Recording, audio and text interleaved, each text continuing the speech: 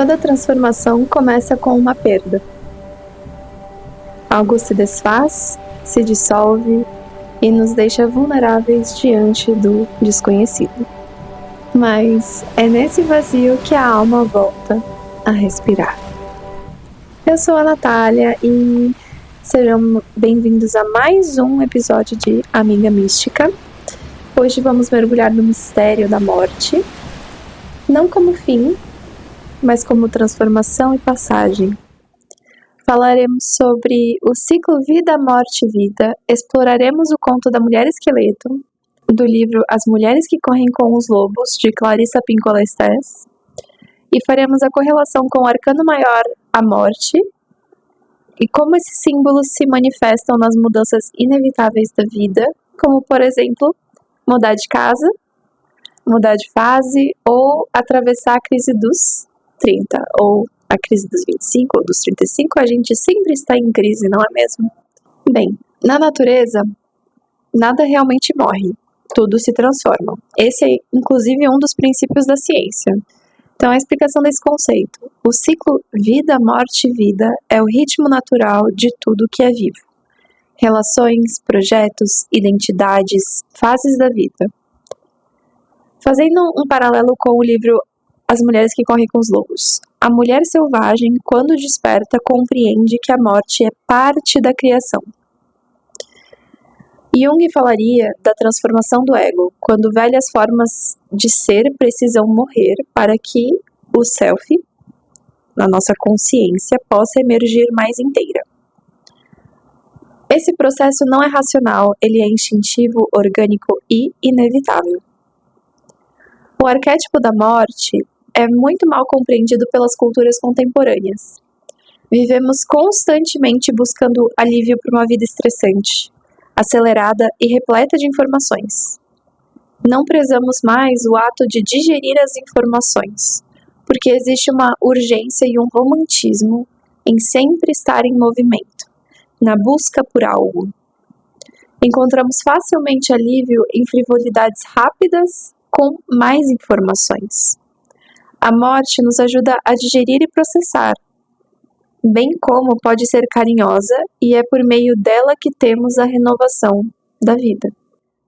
Em outras culturas, porém, como na do leste da Índia e na cultura maia, que tem maior cuidado com o ensino sobre a roda da vida e da morte, a morte abraça os que já estão morrendo, abrandando sua dor e proporcionando alívio. Em vez de criticá-la, quem a conhece em seu ciclo completo respeita sua generosidade e suas lições.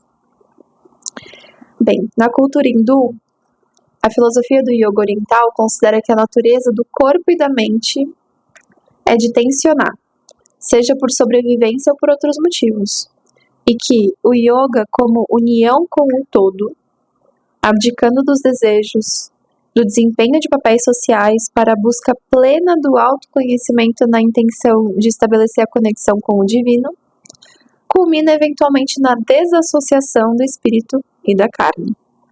Afinal, acredita-se que o divino que habita em nós não está interligado ao nosso corpo ou à nossa mente. Quando estamos encarnados, precisamos passar por certas experiências em vida que se tornam lições aprendidas. Para tal, é necessário lidar com o sofrimento e os desafios para então evoluir. Acredita-se em vertentes mais radicais da cultura hindu que, eventualmente, quando deixamos o plano terrestre, eleva-se o espírito para a paz eterna. Ou seja, quando morremos e deixamos esse plano terrestre, conseguimos então transcender quaisquer sofrimentos e o nosso espírito descansa. Passamos agora então para falar sobre o conto da Mulher Esqueleto do livro As Mulheres que Correm com os Lobos. O resumo do conto é o seguinte: a mulher esqueleto fez algo que seu pai não aprovava e foi lançada ao fundo do mar. O motivo pela atrocidade ninguém mais se lembra. A história se inicia assim: ela foi rejeitada, esquecida e morta. Um bom tempo depois, um pescador, sem saber, saiu com um barco para pescar na mesma região. Lançou seu anzol e, ao tê-lo travado a algo, ficou extremamente feliz com a expectativa de que seria um peixe para seu alimento. Porém, foi o esqueleto que se levantou sobre o mar. E, ao ver seu corpo, ele se apavora e tenta fugir o mais rapidamente possível. No entanto, ela o segue, presa à sua linha. Ele entra então no seu refúgio com o coração batendo forte como um tambor na esperança de ter despistado o que havia considerado uma abominação ou um monstro. É então quando acende a lamparina que a vê, toda contorcida jogada no chão, presa ao seu anzol. Neste momento, sem conseguir explicar muito bem, ele passa a respirar mais devagar, a deixar de lado o seu desespero e passa a buscar ajudá-la e soltá-la da linha de pesca com delicadeza, já que ela estava presa lá. O homem a cobriu com peles para então aquecê-la e foi cuidar do seu material de pesca para o dia seguinte. Ele a olhava, curioso, e ela não falava nada por receio de ser jogada fora e atirada ao mar novamente. Até que, exausto, ele adormece. E no sono, algo muda. Uma lágrima escorre enquanto ele dorme e a mulher esqueleto sente uma sede gigantesca que a faz se aproximar dele. Então, ela bebe da lágrima do homem e toca no seu coração.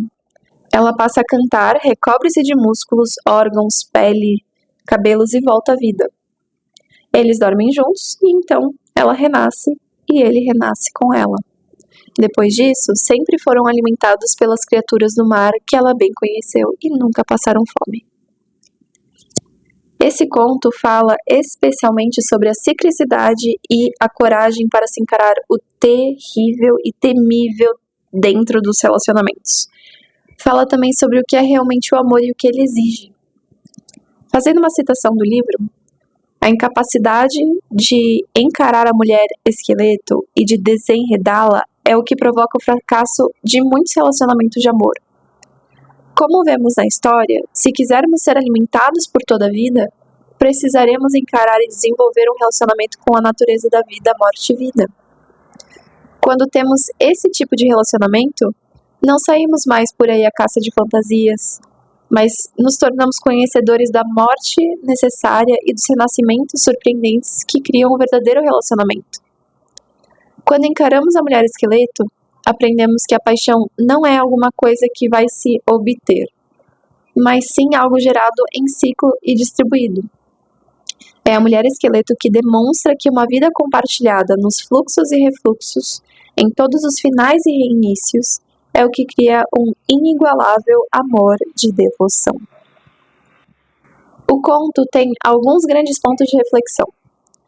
Segundo a compreensão de Clarissa Pinkola-Estés, a história da mulher esqueleto pode ser elaborada e destrinchada pela série de algumas tarefas que ensinam uma alma a amar outra profundamente. São elas: número 1. A descoberta de outra pessoa como uma espécie de tesouro espiritual, apesar de que a princípio não se perceba exatamente o que foi encontrado. Número 2. Em seguida vem a caça e a tentativa de ocultação, um tempo de esperanças e receios para ambos os lados. Número 3. Depois vem a tarefa de tentar compreender os aspectos da vida, morte e vida, do relacionamento e a compaixão necessária para essa tarefa. Número 4. Com o tempo, adquire-se confiança que gera o relaxamento, a capacidade de descansar na presença do outro, acompanhada de um período de compartilhamento dos sonhos futuros, assim como de tristezas passadas, sendo esse o início da cura de feridas internas relacionadas ao amor. E por fim, número 5, o uso do coração para fazer brotar uma nova vida e a fusão do corpo e da alma. Os muito jovens ainda não sabem exatamente o que estão procurando. Os famintos buscam o sustento, e os feridos buscam a compensação por perdas anteriores. Quem nunca se apaixonou por alguém emocionalmente indisponível? Acontece que as pessoas encontram o tesouro, independentemente do estado em que se encontram, Podem estar feridas, podem não estar procurando por amor, podem estar focadas em si mesmas, podem não se sentir dignas ou prontas. O amor está acessível e disponível o tempo inteiro. Mas quando estamos à procura, parece que nunca encontramos. O ponto é que, além de estarmos disponíveis, é necessário que tenhamos bem definido para nós mesmos quais são as expectativas que temos em compartilhar a vida com alguém.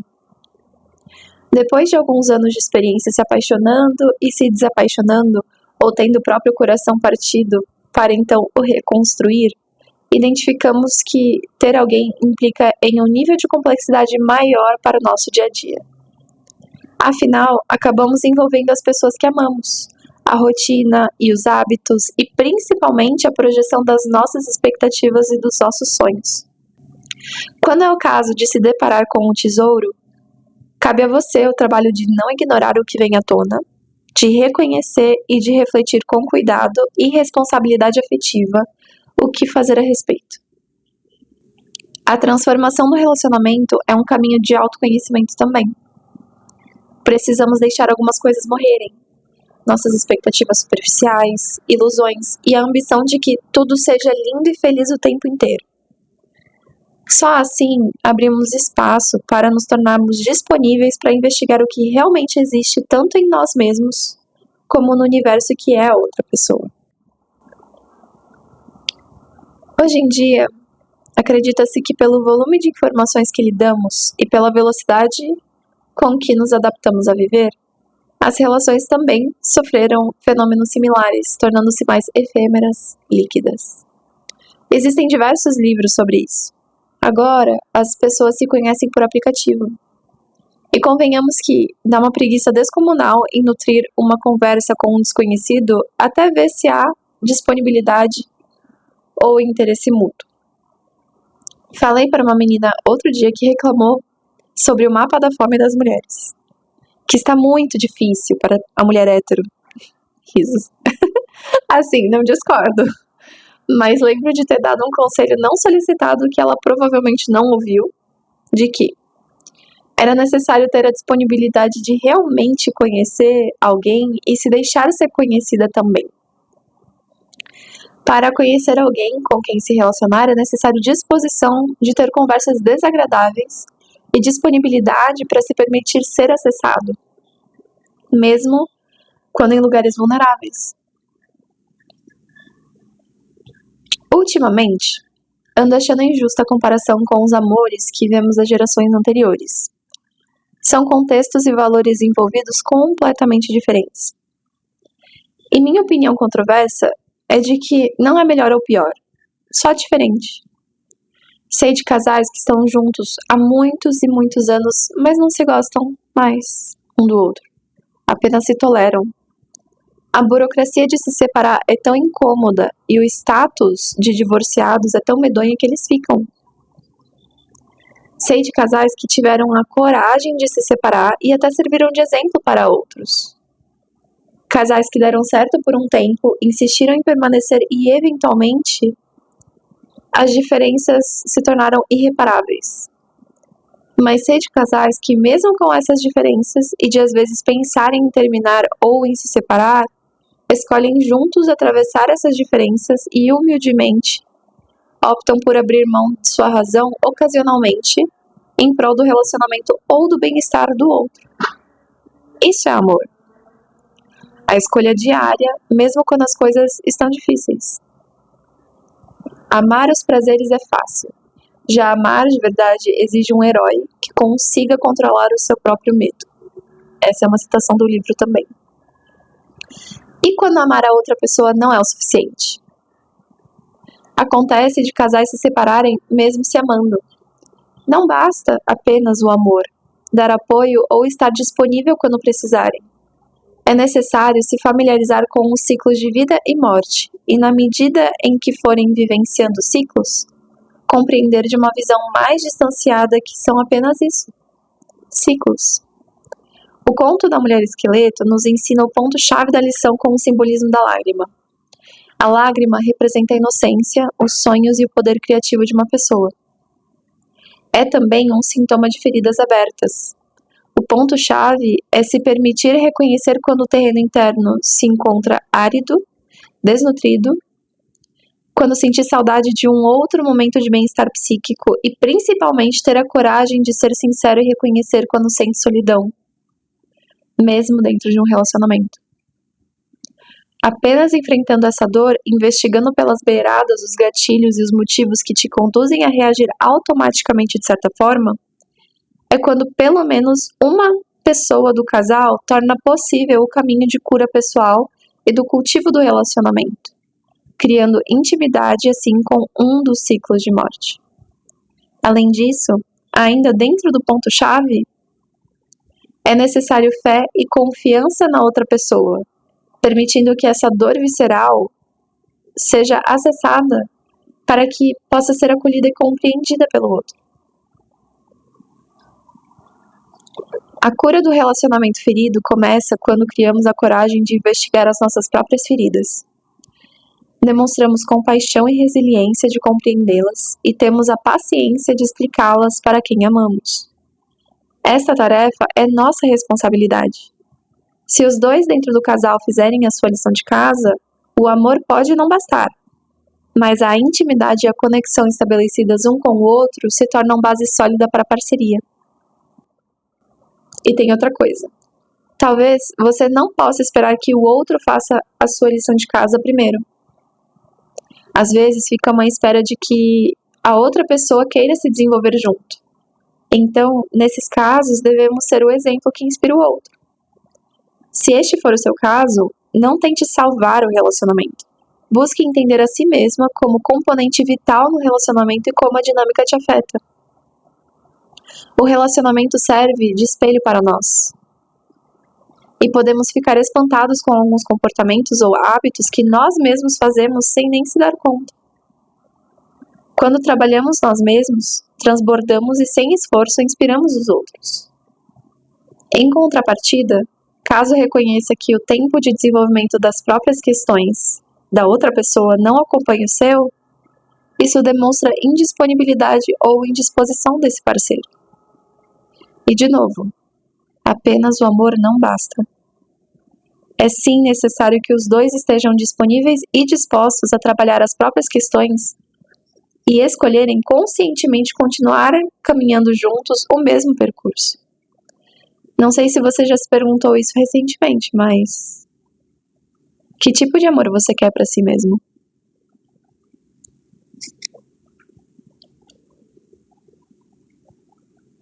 Basicamente, resumindo o conto da mulher esqueleto, a interpretação simbólica. A mulher esqueleto representa tudo que foi deixado para trás, negado ou reprimido por nós, em nós. Quando a encontramos no fim de um ciclo, numa perda, numa mudança, a tendência é fugir. Mas é quando paramos de resistir que a morte se transforma em renascimento. O amor, a presença, o sim, a dor trazem de volta a vida. A morte não vem para punir, ela vem para limpar o que já cumpriu o seu propósito. Nesse momento, a gente entra então na correlação com o arcano maior da morte do tarô. Diferente do medo comum, a morte no tarô é libertadora.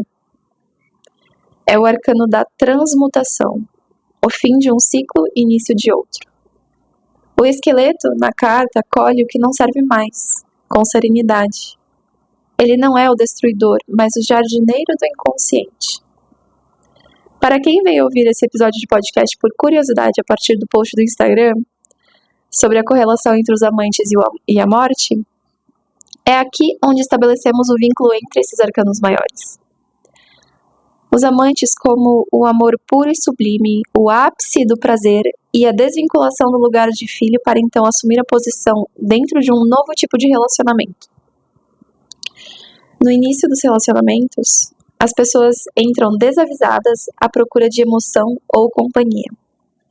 E com o passar do tempo, a relação evolui e envolve ter que trabalhar parte da própria psique e ter a coragem de tentar compreender a psique do outro, habitada pela mulher esqueleto. É necessária coragem, porque o processo é mais complexo do que a promessa inicial de encantamento ou apaixonamento. Passamos a ver a outra pessoa pelo que ela realmente é. Seus defeitos passam a ser inegáveis. E é necessário se lembrar de reconhecer as qualidades admiradas em primeiro lugar. É necessário trabalharmos a nossa própria psique, porque a qualidade que admiramos na outra pessoa muitas vezes se trata da projeção do que gostaríamos de desenvolver em nós mesmos. Quando falamos sobre a elevação espiritual, estamos também nos referindo ao aprofundamento interno nas reentrâncias escuras da nossa psique interior. Quanto mais nos conhecemos, maior é o contato com o divino que habita em nós.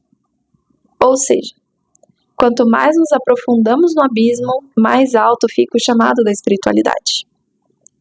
É no fundo desse abismo onde a luz não chega e a terra é mais fértil. É nesse campo que a morte cultiva um dos nossos hobbies de jovens adultos, a jardinagem. Sabe o que faz parte do adubo para tornar essa terra cada vez mais nutrida e fértil? Quando são decepadas as nossas ideias, pontos de vistas, atividades, papéis, funções, tudo aquilo que achamos que faz parte da nossa pessoa ou personalidade. Quando a morte se apresenta, ela altamente nos recomenda e nos convida a nos despir dessas vestes e máscaras. Se não aceitamos o convite de forma voluntária, não tenha dúvidas de que haverá um corte, mais enfático, desses elementos que consideramos como parte do nosso corpo. Essa separação dói, provoca tristeza e luto, mesmo quando são aspectos nossos internos já desgastados e que não nos servem mais. O esqueleto é um símbolo de revelação do que existe de estabilidade, resistência e mobilidade no nosso ser. É também o legado que deixamos quando nós nos formos, assim como são os ossos que ficam para ser estudados pelos antropólogos e historiadores. Apesar de impessoal e universal, é praticamente o que somos quando nos despimos de todo o resto. E mesmo sabendo desse simbolismo, causa repulsa à primeira vista. Tem um trecho do livro O Jung e o Tarot, de Sally Nichols, que diz: é difícil acreditar que tudo que o esqueleto nos pede é exatamente o que pedimos uns aos outros: ser aceito. Para além disso, quando pensamos sobre a morte física nesse plano terrestre, sentimos primeiramente medo. O quão medonho é para alguém que está recebendo uma leitura de tarô e recebe de presente a carta da morte. Inevitavelmente, a pessoa já associa a morte literal corpórea. Normalmente, para uma leitura de tarô que busca ser usada como ferramenta de autoconhecimento, a morte é, na verdade, um convite de reflexão sobre as transformações necessárias e inevitáveis que a pessoa precisa passar, processar e atravessar para conseguir evoluir. Nem sempre essas transformações avassaladoras são dolorosas. Normalmente são finalizações de ciclos que já sentimos à distância estarem vindo.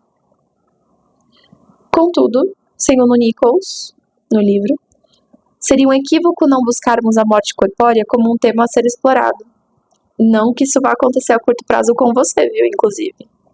Afinal, se não integramos ao nosso conhecimento de que um dia iremos deixar essa vida e nosso corpo falecerá, como é possível nos entregarmos para tudo o que a vida nos proporciona?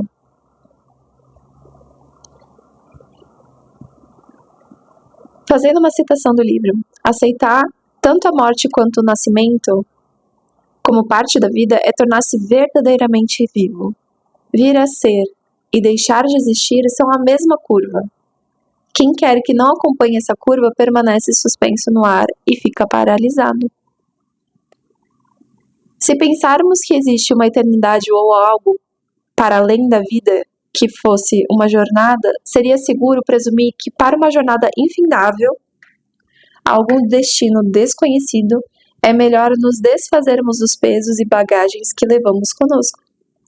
Vale se perguntar também: o que é realmente essencial eu levar comigo? Compartilho aqui com vocês, meus amigos, um sonho que tive há uns meses atrás, que até levei para terapia. O prédio onde eu e meu pai estávamos estava pegando fogo e tinha um tempo limitado para pegar os nossos pertences antes da evacuação. Fiz uma mala com roupas básicas para conseguir sobreviver alguns poucos dias e fiz uma mochila onde joguei dentro os meus livros e meu baralho de tarô. Naquele momento de tensão, eu não conseguia raciocinar direito, tentando decidir o que mais faltava eu levar, que me era importante. Então, fiquei até o último segundo, pensando e tentando raciocinar se eu peguei tudo. No momento inevitável da evacuação, peguei a mochila e esqueci a mala cheia de roupas que me ajudariam nos dias seguintes. Em terapia, dei uma elaborada, junto com a minha psicóloga, e talvez essas vestes não eram realmente uma bagagem que eu precisava levar. Depois de ficar muito aflita até o último minuto antes de realmente precisar sair do prédio, que colapsaria, eu inconscientemente escolhi levar comigo apenas os livros e ferramentas que simbolizam para mim o autoconhecimento. Não sei vocês, mas quando eu escrevi este texto para este episódio, eu tive um calafriozinho, assim, tive um arrepiozinho. Segundo os ensinamentos do yoga, todos os dias temos a oportunidade de fazer escolhas que sejam alinhadas com o que a nossa alma pede, que tenham um teor de união, serviço ou contribuição para com o outro. A cada ação que tomamos, deixamos uma impressão no plano espiritual da nossa alma. E é isso que levamos após a morte. Um ponto de reflexão controverso é que antevemos a morte se aproximando, porque ela se anuncia para nós. Depois de toda a transformação que precisamos passar com a sua chegada, é impossível seguirmos vivendo a nossa vida com o mesmo olhar. Porque uma parte de nós que precisava morrer e ser deixada para trás não seguiu a jornada conosco. Então foi necessário deixar morrer para que houvesse espaço para a versão de hoje estar presente. Alguns aspectos que vale a pena então retomar. Encerrar o que não tem mais vitalidade. É necessário. Desapegar de identidades antigas. Abrir espaço e permitir que o novo se manifeste. Afinal, morrer é apenas uma outra forma de renascer. Gente, este talvez seja o episódio mais profundo e estudado que eu fiz, ou venha a fazer por um tempo. Tenho 28 anos e tive que deixar morrer algumas versões de mim já. Recentemente me mudei e juntei as trouxas com o amor da minha vida. Trouxas eu quero dizer tipo minhas malinhas, minhas roupas e tal, né? O armário, a gente juntou os armários. E novamente me deparo com a mulher esqueleto nesse momento de transformação do que é uma rotina de casa, do que é viver, do que eu priorizo, das coisas que eu estou descobrindo em mim mesma que eu desgosto. Quando eu escrevi esse texto, me vieram tantas lembranças em mente. Uma grande paixão não correspondida, amizades que não fizeram questão de ficar, outras que eu mesma precisei cortar. Tantas e tantas sessões de terapia que representaram a morte de versões de ser humano que já fui. Algumas versões mais autocentradas, outras mais aventureiras, outras mais esperançosas e outras mais sofredoras. Renasci muitas e muitas vezes ao longo desses anos e minha nossa, como tudo se transforma. Gostaria de compartilhar alguns renascimentos que passei nos últimos anos. Pandemia da Covid e um término de relacionamento que eu jurava ser para toda a vida. Algumas transformações que extraí disso. Viver hoje é tudo o que realmente temos. Não adianta se moldar e tentar se encaixar no que você acha que esperam de você. Porque além de nunca acertar e tentar completar um vazio que não é seu, essa energia se dissipa e você deixou de nutrir o que realmente te faz feliz. A saúde do coletivo nos afeta individualmente. Conheci o fundo do meu poço. Uma tristeza profunda e uma dor de enorme proporção quando precisei recolher as expectativas que eu projetei e a felicidade que eu joguei em cima desse relacionamento. o que jamais daria certo por diversos motivos. O segundo renascimento foi o processo da ansiedade, troca de emprego e sair da casa dos meus pais. Conheci o fundo de um poço diferente. Risos. Aprendi que o básico não é tão básico assim. A ansiedade realmente me travava de viver minha vida e de fazer algumas atividades que poderiam ser rotuladas como tranquilas ou básicas. Houve episódios de crise de choro e uma dificuldade desmedida em ir à farmácia ou à academia. O tempo livre nunca era o suficiente. Por conta de todo o processo que foi conviver com a ansiedade, encontrei no yoga a linguagem que me proporcionou a compreensão de que eu sou muito mais do que meu trabalho, minhas relações ou o estado de saúde do meu corpo. Voltei a encontrar um caminho para cultivar algum tipo de relação com a minha própria fé e com a espiritualidade. Encontrei um certo fascínio pela sensação de me sentir presente e conectada com o todo. E o terceiro renascimento é bem recente, que foi mudar junto com meu namorado. Eu ainda estou vivendo essa transformação. Me sinto confiante de que a gente construiu uma base sólida para proporcionar um espaço seguro de diálogo quando precisarmos enfrentar novos ciclos de vida, morte e vida. Já estou sentindo que é muito mais complexo do que eu idealizei. Ando identificando incoerências pessoais e um certo desconforto, porque ainda não entendi se gosto ou desgosto, do que eu faço questão ou não, e ainda assim me sinto esperançosa de que o processo vai ser gostoso de ser compartilhado. Outro aprendizado que ainda estou digerindo e assimilando é que às vezes não precisamos analisar e buscar compreender as questões na sua integridade naquele momento. Às vezes, devemos nos permitir ir vivendo uma experiência de cada vez, sem ter uma opinião específica, e se permitir também mudar de ideia. Não sei vocês, mas estou trabalhando para entregar mais para o universo, ou Deus. É libertador abdicar um pouco do controle sobre os eventos, sobre o acontecimento da sucessão de eventos. Além disso, como já sei que renasci algumas vezes, sei que vai ficar tudo bem. Agora a minha tarefa é abrir espaço para o que vem por aí.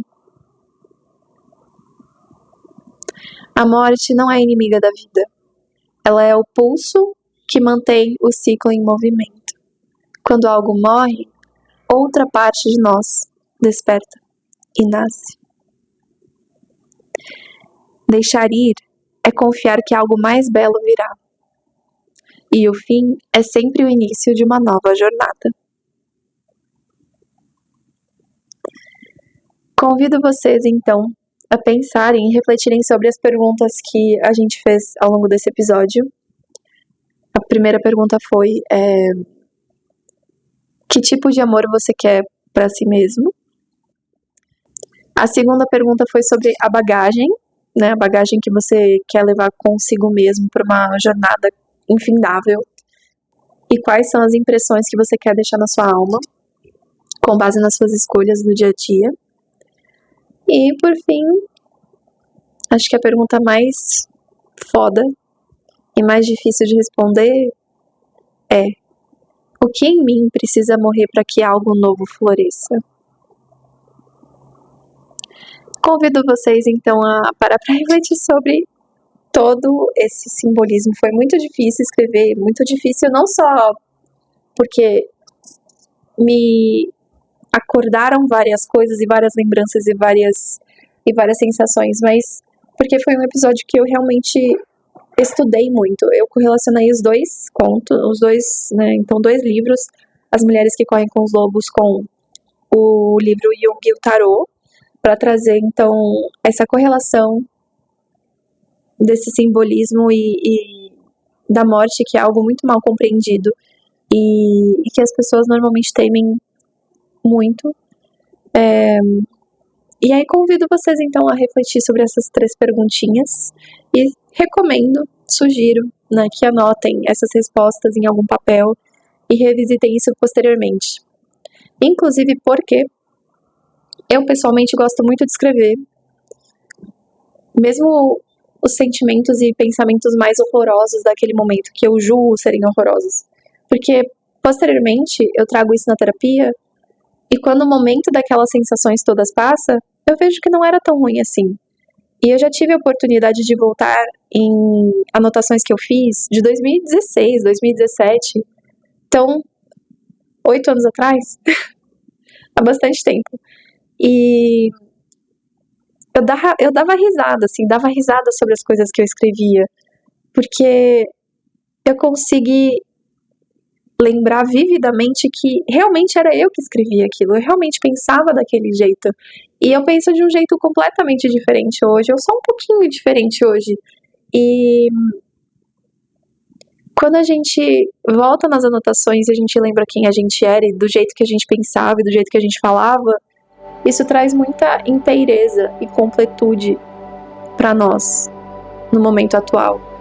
Porque é uma forma da gente integrar quem a gente foi com quem a gente é. E tudo aquilo que a gente viveu, né, todo o processo que a gente viveu nessa jornada, compôs e fez parte dessas transformações ao longo do tempo. Então, basicamente, quando a gente volta nessas anotações e a gente relembra como pensávamos, como falávamos, como agíamos e como nos comportávamos, e a gente consegue integrar isso para o dia de hoje e raciocinar, né, pensar um pouco e refletir sobre como a gente pensa hoje, como a gente se comporta hoje, é uma forma da gente integrar, agradecer e compreender também todos os ciclos de vida, morte e vida que a gente passou nos últimos tempos. Espero que esse episódio tenha contribuído de alguma forma para você.